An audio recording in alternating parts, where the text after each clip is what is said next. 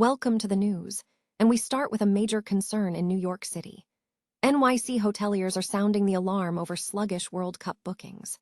John Fitzpatrick, the owner of 2 Manhattan hotels, shared his disappointment, revealing that despite the United States hosting the event, the expected tourist bonanza is definitely not showing up. We look at how this is affecting the local hospitality scene and what the city is doing to try and turn the tide.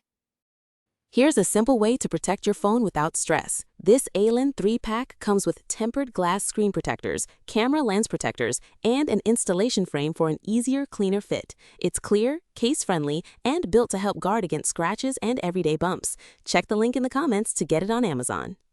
Next up, we turn our attention to the vibrant fan culture taking over Los Angeles. Santa Monica is launching a massive initiative to become a signature fan destination for the 2026 World Cup.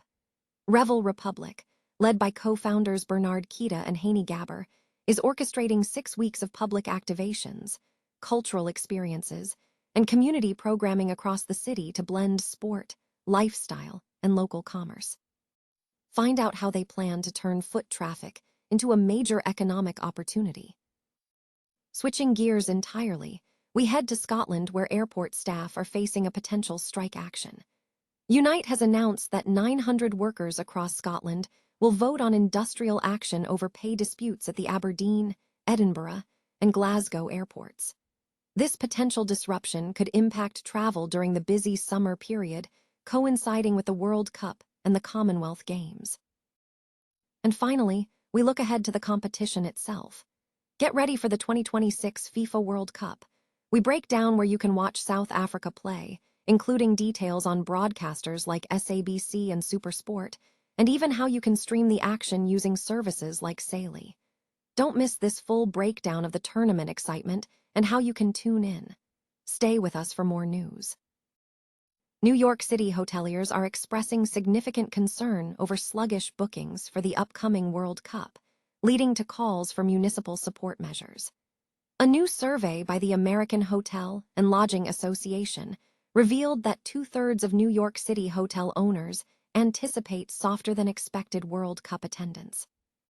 This sentiment is supported by recent market data, which showed the average summer game day hotel room rate in New York City dropped by 24% between December 28 and April 12, a decline steeper than that seen in other host cities this year. The findings, released just weeks before the 2026 World Cup opening game, have raised alarms within the city's hospitality sector regarding the realization of projected economic benefits. In response, the Hotel Association of New York City, representing approximately 300 hotel owners, is actively advocating for lower lodging taxes and property tax relief to help the industry. Vijay Dandapani, president and CEO of the Hotel Association of New York City, stated that the city must take action to attract World Cup visitors to maximize the event's economic impact, citing declining international tourism and weak tournament bookings. He also called for tax cuts to support the thousands of jobs sustained by the hotel sector. Despite industry worries, officials are attempting to generate excitement through initiatives such as free World Cup watch parties across boroughs and an international public relations campaign. However, external factors are compounding the challenges. Travel industry groups have long cited negative impacts from economic tariffs, immigration enforcement policies, and the fallout from geopolitical events, including the war in Ukraine, which has driven up oil prices and airline fares, discouraging international travel, including from neighboring Canada. Data from CoStar Group indicates that future hotel bookings in New York City are well below last year's levels. As of April, city hotels were only at 18% booked for the June and July period, compared to 26% a year prior, when federal policies were already impacting international travel. Jan Freitag, National Director for Hospitality Analytics at CoStar Group, noted that while the tourism boom could still emerge, the crucial challenge lies in attracting middle-income visitors from Europe and South America. He also pointed out that convention organizers may be hesitant to book in New York during the tournament due to anticipated high costs. Furthermore, hotel owners cited pricing issues, with one owner noting that potential European visitors were deterred by high ticket prices. Concerns over airline capacity due to increased fuel costs also threaten to raise airfares, potentially discouraging last-minute travel. While some analysts remain cautiously optimistic, suggesting luxury properties might perform well, overall sentiment among hoteliers remains disappointing, with one owner concluding that they do not foresee a significant upside for the city's hotel industry during the tournament period. Santa Monica is launching an extensive 6-week program of public activations, cultural experiences, and community programming to establish itself as a premier fan destination ahead of the 2026 FIFA World Cup, which begins on June 11. This initiative is designed to welcome visitors, stimulate local commerce, and elevate Santa Monica's profile on a global scale. The effort is being spearheaded by Revel Republic, an experiential marketing agency led by co-founders Bernard Kita and Haney Gabber, with partner Anthony Trimino, who will manage the event production and support the city's long-term strategy for major sporting events. Mayor Caroline Torosis emphasized the city's readiness, stating it is ready for business, ready for fun, and ready to show what makes our city so special, signaling a shift toward positioning Santa Monica as a central global gathering point for fans. From June 11 through July 19, planned activities will span the 3rd Street Promenade, Tongva Park, downtown corridors, and other public areas, blending themes of sport, lifestyle, wellness, family entertainment, and local commerce. Key features include Golden Hour at the 3rd Street Promenade, intended as a vibrant fan village featuring live music, pop-up retail, food and beverage options, and evening match day celebrations.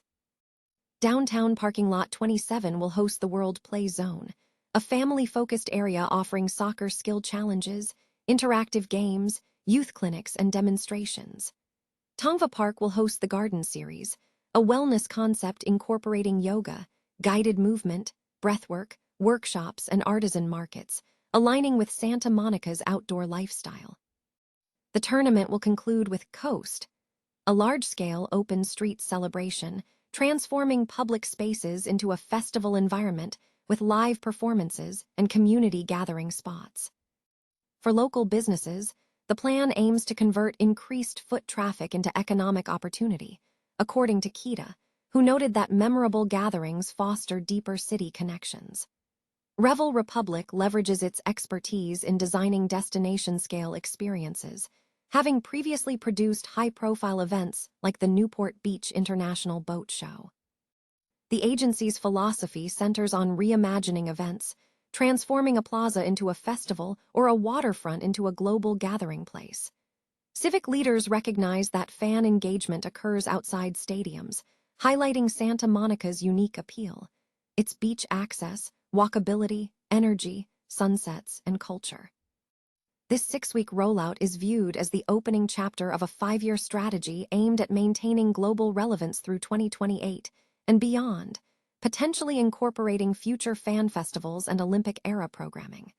Further information is available at https://www.santamonicaworldcup.com/. Scottish airport staff are facing a potential strike action this summer, which could significantly disrupt travel for the World Cup and the Commonwealth Games.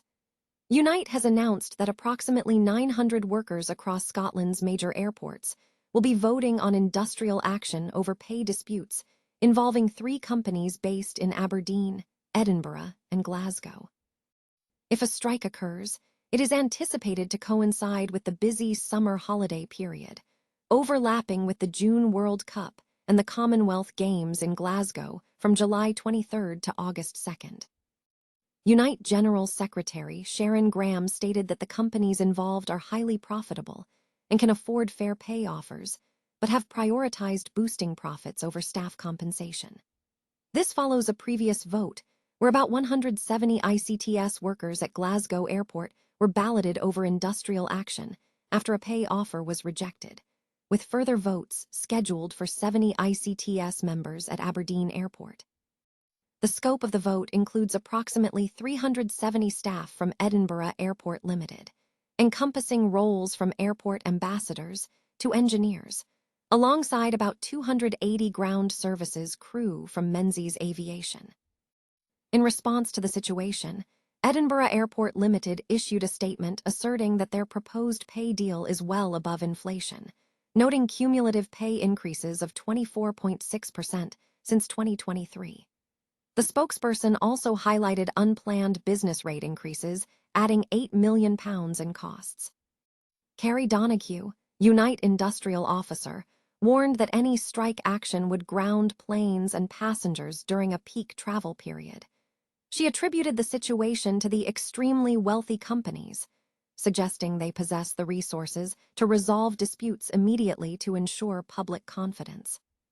Glasgow Airport has indicated awareness of ongoing talks between Unite and ICTS, emphasizing a desire for a positive resolution.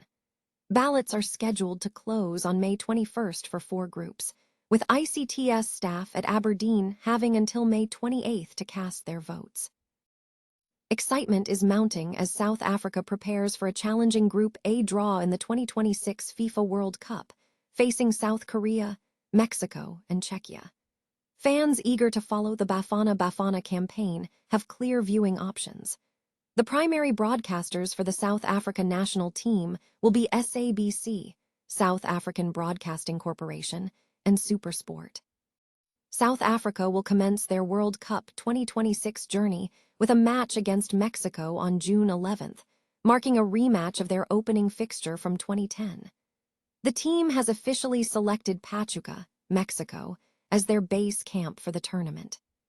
Key figures guiding the squad include Mamelodi Sundowns midfielder Teboho Makona and 21-year-old Orlando Pirates sensation Relebohile Mafokeng, as well as 20-year-old USA-based defender Mbekezeli Mbakazi, who is being eyed as a future captain, and Burnley striker Lyle Foster. For viewers seeking to access live streams, the reliable options are SABC and SuperSport. For those looking to enhance their viewing experience, services like Saili, an ESIM travel service, are recommended to ensure high-speed bandwidth for lag-free 4K or HD live streams. South Africa boasts a history of qualification, having participated in the FIFA World Cup 3 times, 1998, 2002, and 2010, where they achieved historic status as the first host nation to be eliminated in the group stage.